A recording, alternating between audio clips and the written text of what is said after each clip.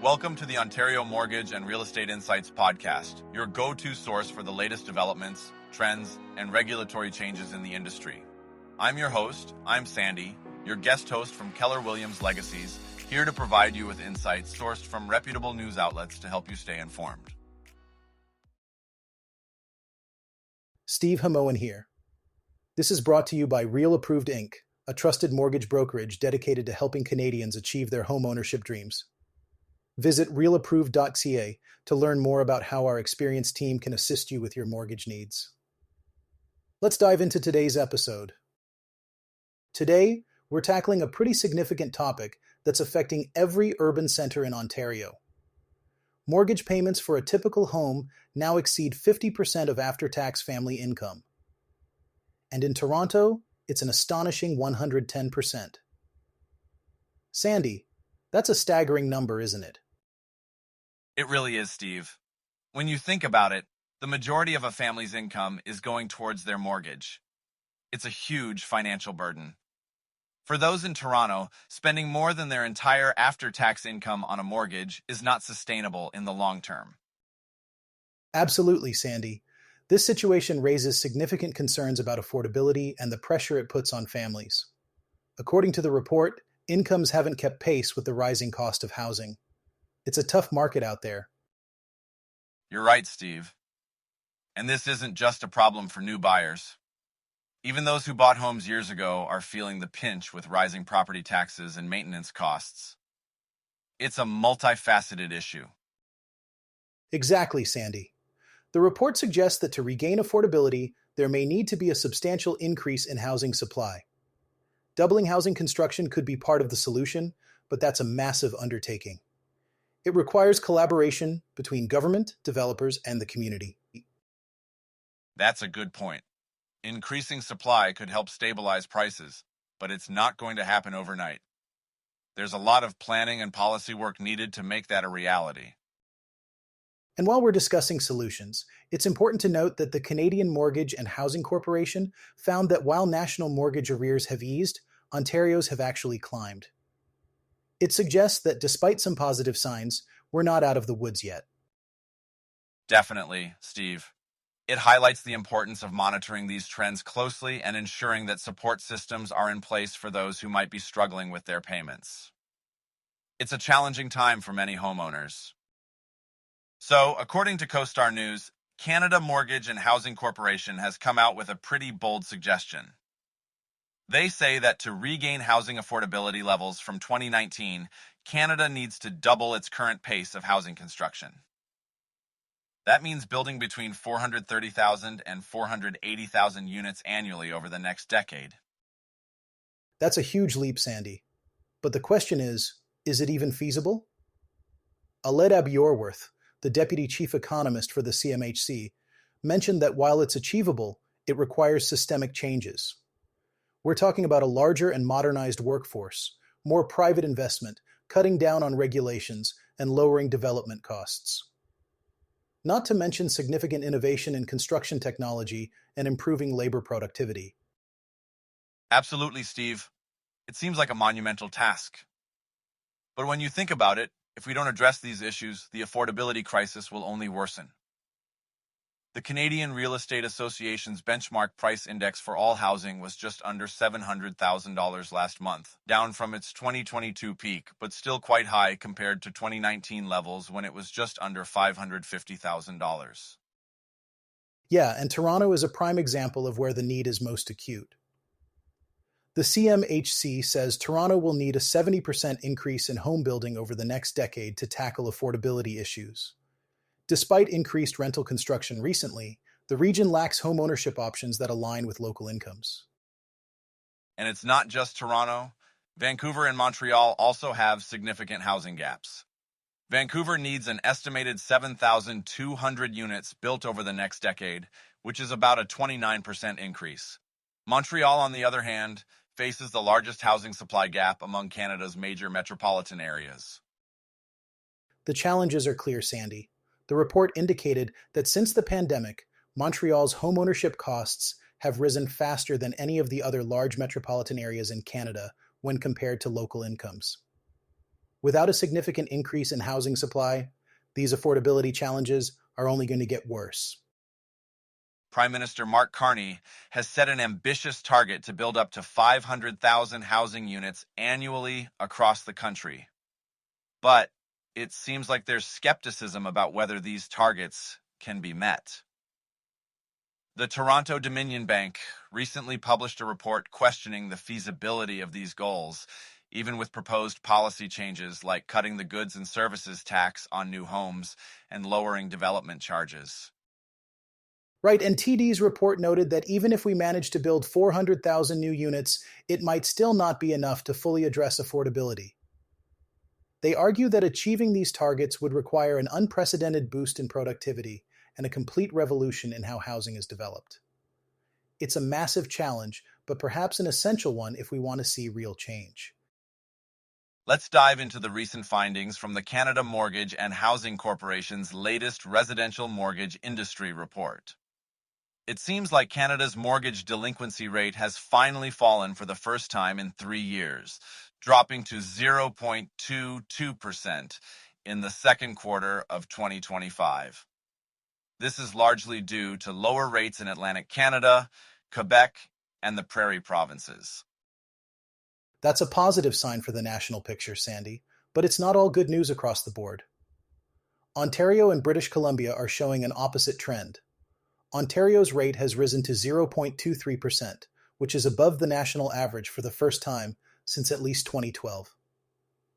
In Toronto, the delinquency rate climbed to 0.24%, marking a 60% increase from the same quarter last year. It's concerning to see these increases, especially in major urban centers like Toronto. It highlights the ongoing challenges faced by homeowners in these regions, where affordability and financial pressures are quite pronounced. Absolutely, Sandy. And British Columbia isn't far behind in this trend, with its delinquency rate rising from 0.16% in 2024 to 0.19% in 2025. These numbers suggest that while some areas are improving, others are still facing significant hurdles. The report also mentioned growth in new mortgage originations during the first half of 2025 compared to the same period in 2024. This growth was driven by insured mortgages and refinances, as well as a notable increase in renewals. Many borrowers with mortgages from 2020 and 2021 are reaching their renewal dates, alongside shorter-term loans from 2022 and 2023. That's right, Sandy. What's interesting is that alternative lenders have grown their outstanding mortgage value faster than traditional lenders, even though they've been lending more conservatively than in previous years. This might indicate a shift in the lending landscape, with more people turning to alternative options. And it's worth noting that the big six banks and credit unions have increased their share of originated mortgages to 59% and 18%, respectively. This is partly due to acquisitions, which have bolstered their positions in the market. It seems like the Canada Mortgage and Housing Corporation is keeping a close eye on these regional increases, particularly in Ontario and British Columbia, as part of its broader review of the residential mortgage market.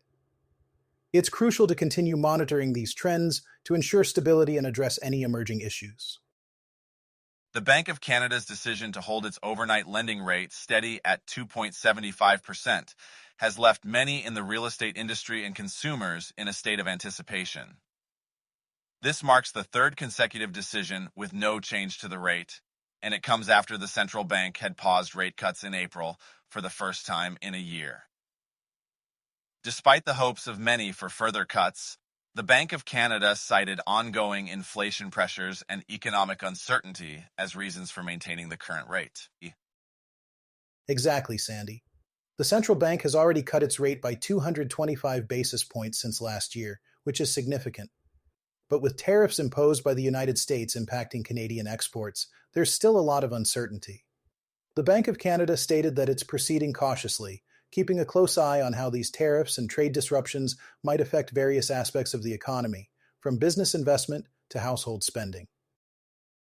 And that caution seems to be causing some frustration among Canadian real estate executives. Many are advocating for rate cuts to help finance much-needed new housing construction. Mark Feeder, president of Avison Young Canada, noted that the decision wasn't surprising given the current economic landscape, but it certainly doesn't ease the pressures faced by the industry. That's right, Sandy. And it's not just industry professionals feeling the pinch. A recent Consumer Debt Index survey by MNP found that 2 out of 3 Canadians are in dire need of lower interest rates. Inflation is rising, and many Canadians are feeling the financial strain, with 64% saying they desperately need a rate drop. This is reminiscent of the economic uncertainty experienced during the COVID-19 pandemic. It's a challenging situation, Steve. And while some real estate professionals remain hopeful for a rate cut in the central bank's next meeting in September, others are preparing for continued volatility. Governor Tiff Macklem mentioned that despite the unpredictability of U.S. tariffs, inflation is near the bank's target, which might mean we won't see significant rate reductions soon. Indeed, Sandy. Andrew Grantham, an economist with CIBC, pointed out that while the central bank seems to be getting more comfortable with the possibility of future rate cuts, it's not ready to make that move just yet. The upcoming economic data will be crucial in determining whether the Bank of Canada might lower rates in September, which could be a turning point for the real estate market. As we turn our attention to the looming mortgage renewal wave, the Canada Mortgage and Housing Corporation has recently released a report that provides some reassuring news. Despite the significant number of Canadians facing higher monthly payments upon renewing their mortgages, the CMHC does not foresee a mortgage crisis on the horizon. That's right, Sandy. The report highlights that while there are over 750,000 mortgages scheduled to renew in the second half of 2025, and even more in the coming years, borrowers are generally managing the situation well. However, it's important to note that there could still be challenges ahead, especially with 1 million renewals expected next year and 940,000 in 2027.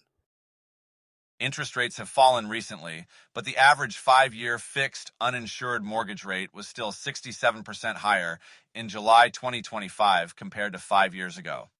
This increase is a significant factor for many homeowners, as rates had dropped to all-time lows during the COVID-19 pandemic. Yet, the national mortgage delinquency rate has decreased, which is a positive sign. Absolutely, Sandy. It's a mixed picture. While Ontario and British Columbia have seen an increase in arrears, the national delinquency rate has fallen for the first time since 2022.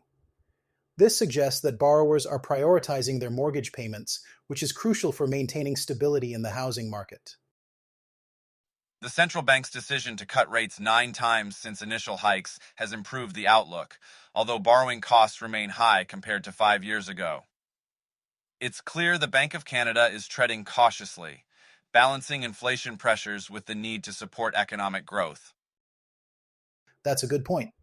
And as Taz Zaid from Six Mortgage notes, borrowers are leaning towards the security of long-term fixed rates, especially as the Bank of Canada signals limited further cuts. There's a lot of uncertainty, and variable rates could still shift if economic conditions change.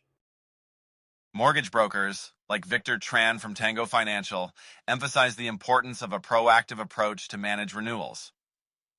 Borrowers should start shopping around as early as possible to find the best rates and avoid last-minute complications. Exactly. Tran advises against waiting until the last minute, as this can lead to higher costs and limited options. Starting the process early allows borrowers to explore different lenders and secure better terms, which is especially important in a competitive market. For now, the delinquency rates suggest that any strain will remain contained. Mortgage payments are typically a top priority for borrowers, and while delinquency rates for those with mortgages are rising faster than other credit products, they are still manageable. Yes, and it's interesting to see that in the mortgage investment entity sector, delinquency rates for 90 days or more fell in the first quarter of 2025 compared to the previous quarter, although they were higher year over year. This indicates some resilience, even though chartered banks and credit unions have seen increases in delinquency rates. It's a complex situation, but the overall message is clear. While there are challenges ahead, a mortgage crisis is not imminent. It's vital for borrowers to remain informed and proactive as they navigate their mortgage renewals in the coming years. Thanks for tuning in to another episode of the Ontario Mortgage and Real Estate Insights podcast. We hope you found today's insights valuable as you navigate the world of mortgages and real estate. Before you go, a quick reminder. Real Approved is here to make your mortgage journey smoother. Whether you're buying your first home or refinancing, their experienced team is ready to guide you with personalized support every step of the way. Visit realapproved.ca to get started and take the next step toward achieving your homeownership goals. Catch you next time and stay informed with the latest industry insights.